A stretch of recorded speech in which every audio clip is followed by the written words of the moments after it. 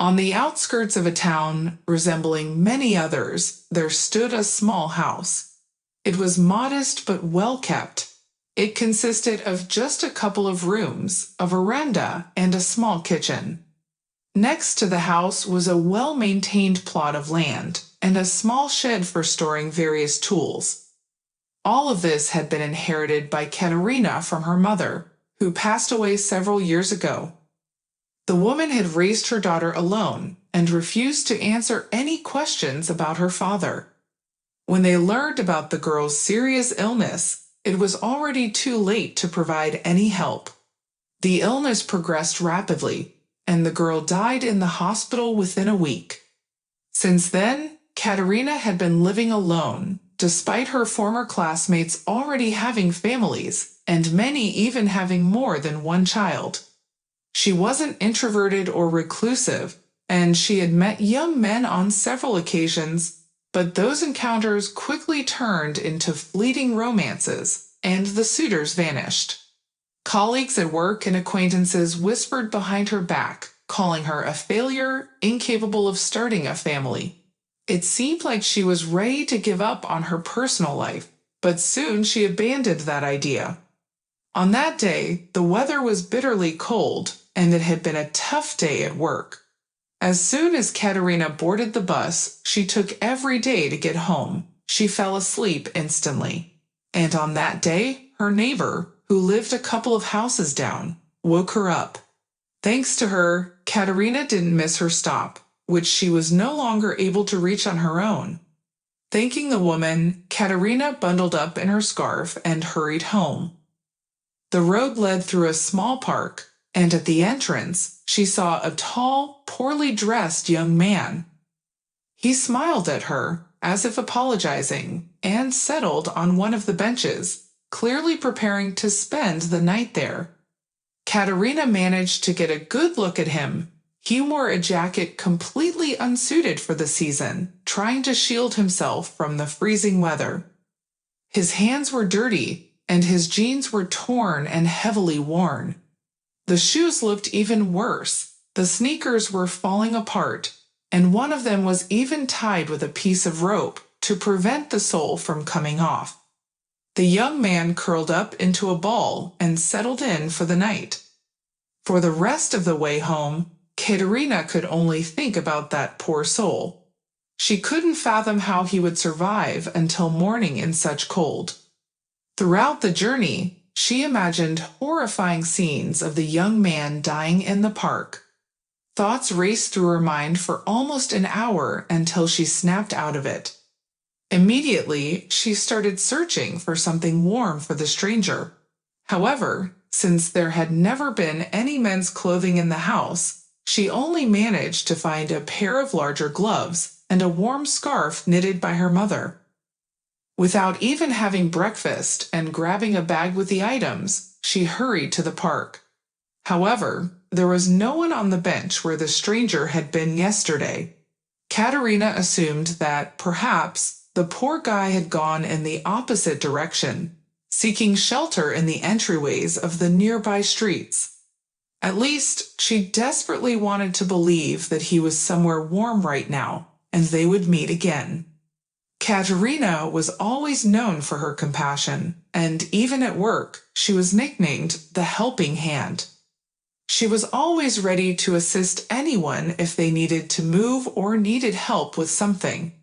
People flocked to her for assistance. But this time, her empathetic nature wouldn't let her rest. Katerina eagerly awaited the end of the workday, hoping to meet the young man again.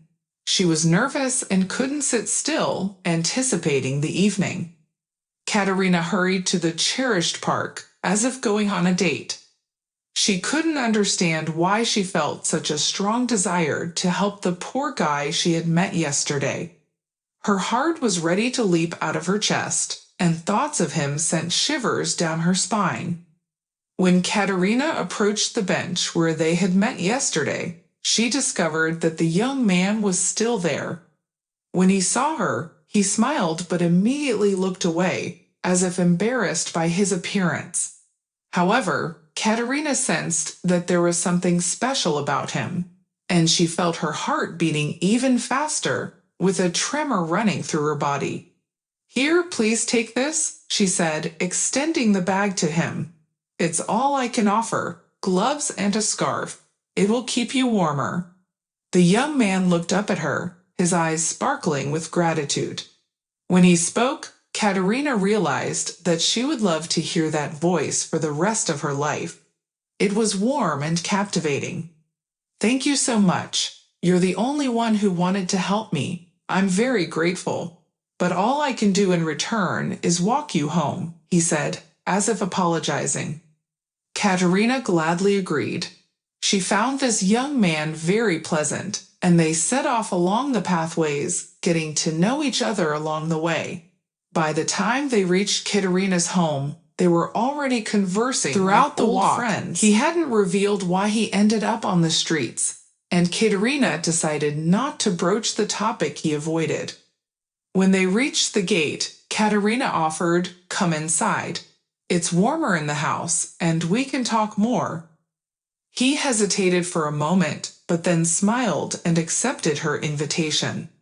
And that's how their unexpected encounter turned into the beginning of a new chapter in both of their lives. "I have a casserole and delicious mint tea.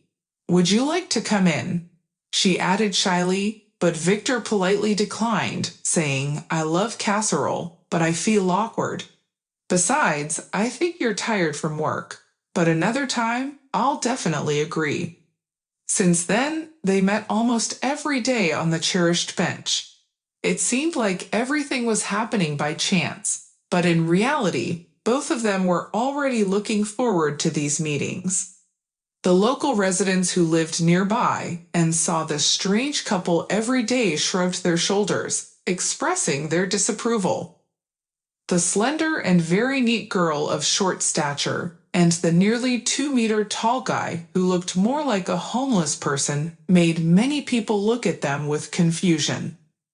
But they felt good together, and in those moments, they didn't care what others thought. Holding hands, they talked and laughed as if there was no one else in the world. One day, as this remarkable couple passed by a trash bin at the park's exit, they heard a whimper, plaintive and very faint. The young people stopped and listened in surprise, realizing that the sound was coming from a shoebox lying on the ground. They opened the lid and stared at the teary eyes of a small black puppy. "Oh, little one, who abandoned you here? Poor thing, come with us," said Katerina, ready to burst into tears herself. They wrapped the puppy, whom they immediately named Chernish, in the scarf given by Katerina to Victor, and hurried home. This time, they were so engrossed in taking care of their new ward that they didn't even notice they ended up in Katerina's house. They spent entire evenings fussing over the poor puppy. When Chernish was fed, bathed, and contentedly snoozing on the couch prepared by Katerina, they sat for a long time, embracing each other. It was their first night together, and Victor agreed to stay over at Katerina's.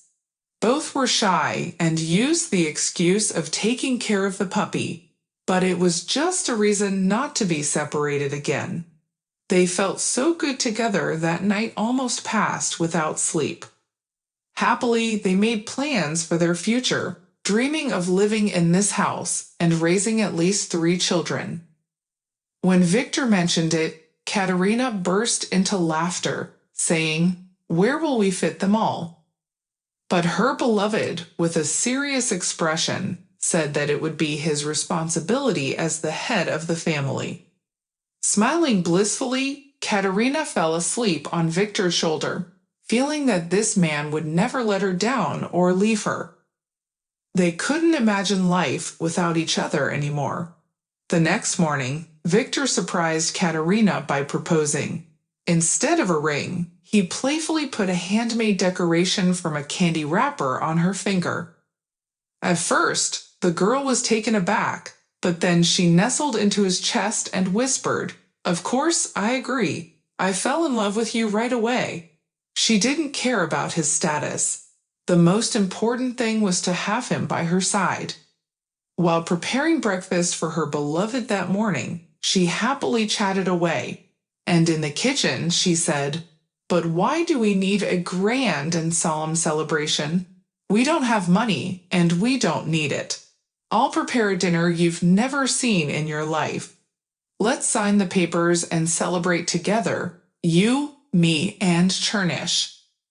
She was ready for anything as long as she could wake up and fall asleep with her beloved every day.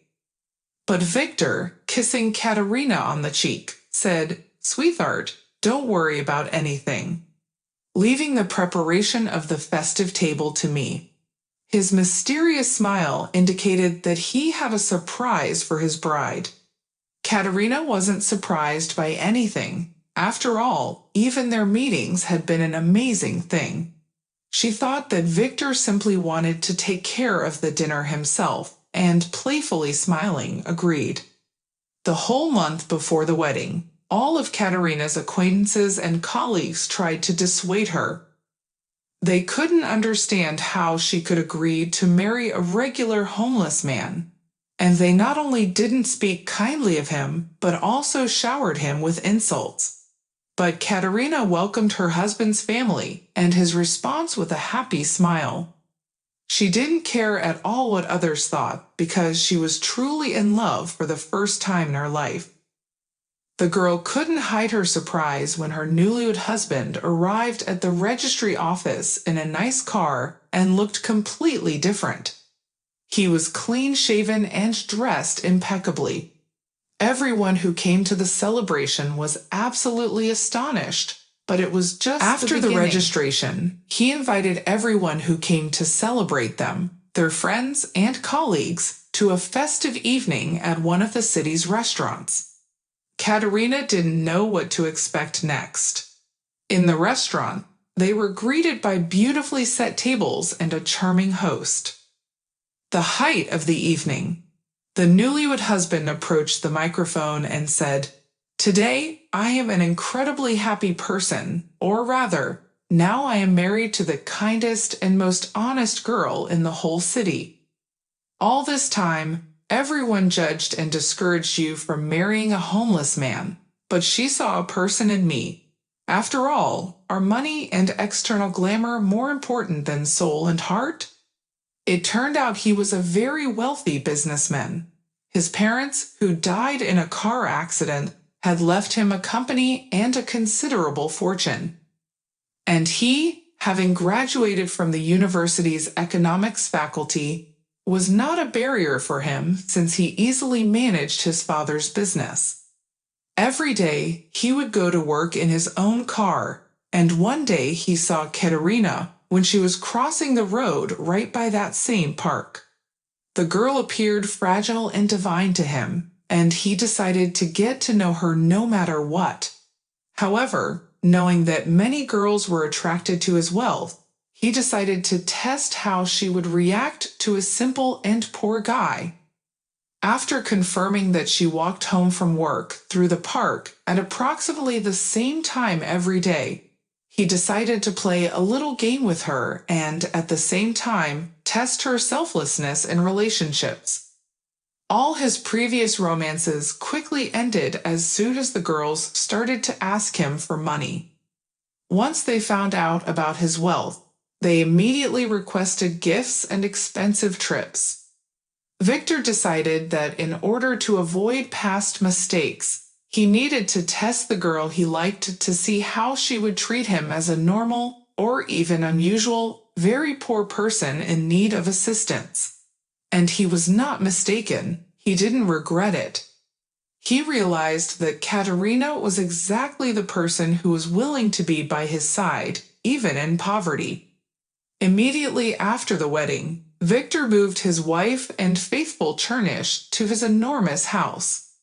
Katerina easily managed the household, maintained cleanliness, comfort, and spoiled her beloved with delicious home-cooked meals. A year after the wedding, they welcomed a beautiful daughter who closely resembled her mommy. Victor cherished his princesses, striving to take care of them and fulfill their every wish. Several years later, many admired them in that very park, seeing a beautiful and close-knit family with two little ones. The couple happily strolled along the park's alley, perfectly complementing each other. The delicate, petite blonde mommy with her curly-haired, light-haired little one, and the tall, slender father resembling him, looking at each other with loving eyes. Their positive energy charged everyone around them. If you enjoyed the story, please support me with a thumbs up. And to stay updated on new interesting stories, subscribe and click the bell icon. Have a great day!